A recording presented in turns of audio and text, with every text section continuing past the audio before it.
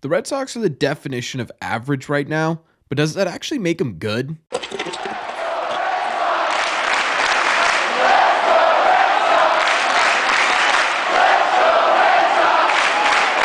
What is going on, everybody? Welcome back to Red Seat Radio. My name is Corbin, and bear with me in this video. I did a little mental gymnastics lately when it comes to my view of the Boston Red Sox, because over the last 2 days, they split their series with the Atlanta Braves, putting them smack dab back at 500 with exactly 100 games left to play this season, which puts them also 12 games out of first place, for those of you who still care about the division at all, but 2.5 games back of a wild card spot. And I really think what this series made me realize is that the Red Sox being average right now actually equates to them being a pretty good team. So what we are going to do in today's video is we're going to break this series down, talk about the good, talk about the bad, and why I think the Red Sox being dead average right now could indicate that they're actually a good baseball team. But before we get into that, do me a favor, make sure you guys have hit that subscribe button if you haven't already. If you're new here, we talk Red Sox content almost every single day. Also, make sure you guys have hit the like button on this video as well. Just helps these videos out a ton, and it would mean a lot to me.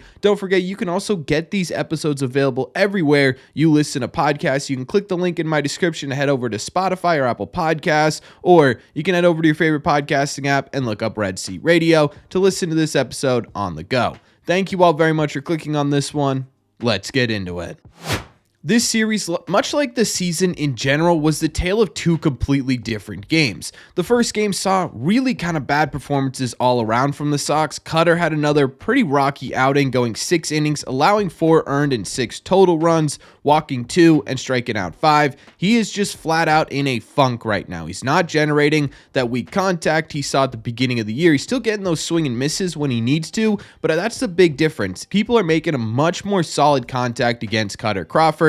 And we say this so often, but it's really the name of the game with this team in general right now. It's about adjustments, especially for a player like Cutter Crawford, who's starting to get more repetitions as a starter in Major League Baseball. The question is right now is, what do those adjustments look like, and what becomes a Cutter Crawford this season? I think realistically, my hope for Cutter is that he sticks around this 3.5 ERA for the rest of the year, because if he does that, we're looking at a pretty good pitcher. As for the offense, there really wasn't a whole lot to talk about in this game. Dom Smith did hit a home run in this one. However, it was after making 2 errors, basically back to back, and allowing 2 runs to score. So he made up for it a little bit, but still, I think overall a net negative. However, he is getting a little bit hotter at the plate. Bobby Dahlbeck came up big time here with a 2-out, 2 RBI knock with the bases loaded in this game. At the time, that was a really important hit, and this may sound absolutely crazy, especially with how this season has gone for Bob, but right now,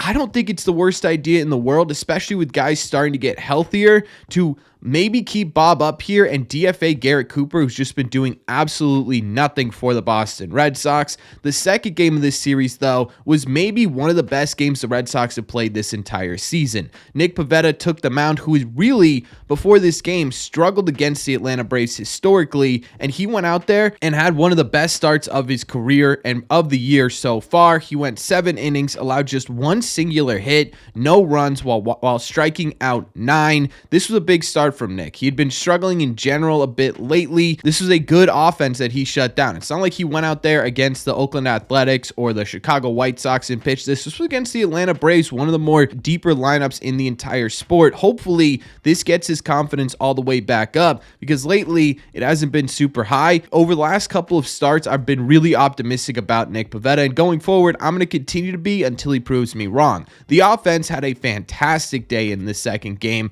Rafi had 2 home runs, both the opposite way. He now has the 7th highest OPS plus in the entire sport right now at 165. He's just flat out going nuts this season, and I feel like it's not being talked about enough right now. All-star voting opened up yesterday. Rafael Devers, in my mind, is a clear choice to be an all-star starter. Jarren Duran had a triple and a home run. He's had a weird couple of weeks, where over the last couple of weeks, he's either going over or he's putting up multiple extra base hits. There's really not happen any in between, I'm going to take it, but I would like to see a bit more consistency out of Duran. You had doubles from Hamilton, who's really become a solid player for the Boston Red Sox lately. He's been a big part of the Red Sox staying around this 500 number. Dom Smith, who's heating up a little bit too, he had a double. Valdez had a double, who looks completely different after coming back up. Possibly really big news for the Red Sox. And Rob Refsnyder, your mom's favorite player, also had a double in this game as well. Like I said, it is the polar opposite of results in just 2 games for the Red Sox, and I really think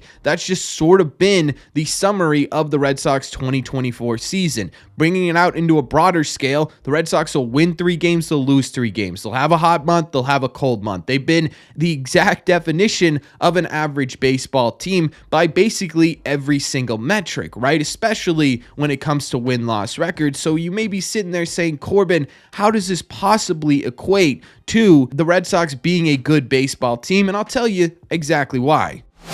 I honestly don't know if I've given this team enough credit. I've been really frustrated with the results on the field for the Boston Red Sox this season. It feels like this team should be better, but I don't think we take into account enough just how much this team has gone through in a short 2-month span. Right now, just looking at this roster, you're without the heart of your lineup besides Rafael Devers, right? Tristan Casas, Masataka Yoshida, and Trevor Story are all riding pine for you right now for various reasons, and that doesn't even include or begin to include all the players along the way over the last month and a half that they've been riding pine that have also spent time on the IL. The Red Sox have dealt with more injuries this season than any of us would care to actually admit. On top of that, you look at just how inexperienced this ball club is, and I know we talk about this so much, but it is super important to understand in terms of the context of this season. Not only the lineup, but you have a rotation right now where most of your guys either have no experience in Major League Baseball starting or very little, and the guys who do have been inconsistent the entire time. And we even talk about the bullpen being so stable, being the most stable part of this Red Sox team, yet you could probably name 4, 5, maybe even 6 players in that bullpen who are in a similar boat, who have less than 1 year experience pitching at the Major League level. That's a lot of cards stacked against you in the first month of this season. That's a lot of reasons they could be absolutely tanking right now. That's a lot of reasons we could be sitting here with a team 10 games under 500 very, very easily, and yet so far this year they've maintained themselves. They've been able to keep their head above water, and I know this is frustrating. I've been frustrated too this entire year because I expect more. That's the big reason here. Yes, it feels like this is the same team we've watched 3 years in a row, destined to either finish 78 wins or 81 wins, but to me, this team feels a little bit different because you can see the path to them being successful, and it's kind of right around the corner. Tyler O'Neill came back yesterday. He looked healthy. He looked comfortable. He looked productive at the plate, which is probably the most important part.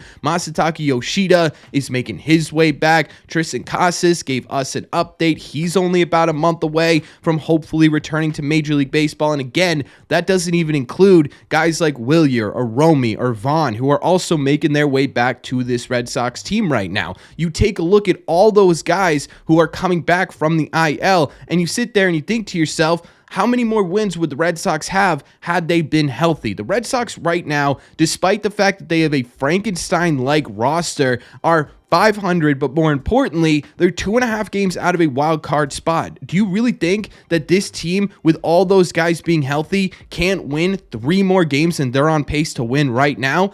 I think it's absolutely possible, and that puts them in a playoff position at the end of the year. And look, I get it. I mean, I'm sitting here saying this team's a playoff team. It's a pretty crazy accusation to make with everything that's gone on this season, but you just look at this team all together, and it's like, yeah, I could see where the pieces fit in. I could see where guys start to produce. You start winning more baseball games. The starting pitching has fallen off, but they've sort of regulated themselves a little bit back to maybe closer to league average, but still towards the top of the division or towards the top of the AL in general. You look at the offense, and yeah, they've been a bit up and down, but they've also had big moments from their big players, and they're getting even bigger players back over the next couple of weeks, and you got to give them credit where credit is due. 500 with everything that they have faced so far this year, to me, is unbelievably impressive, and it makes it, in my eyes, seem like a really good thing that this team is as mid as it could possibly possibly get, because the alternative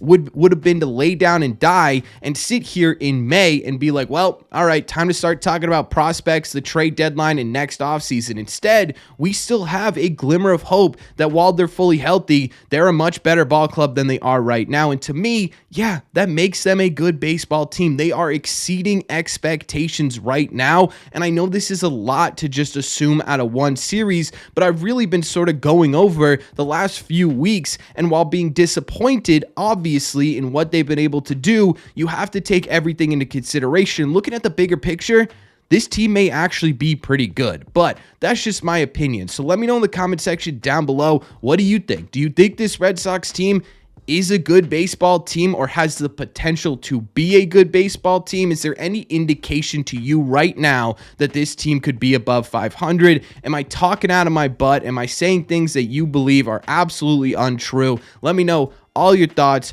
on the latest series and that topic in the comment section down below. As always, if you made it to the end of this video, do me a favor, make sure you guys have hit that subscribe button if you haven't already. Again, if you're new here, we talk Sox content almost every single day. Also, make sure you guys have hit the like button on this video as well. Just helps out a ton, and it would mean a lot to me. Don't forget, you can always get these episodes in podcast form. Link to the Apple Podcasts and Spotify are in my description. Thank you all very much for clicking on this one, and I will see you in the red seats.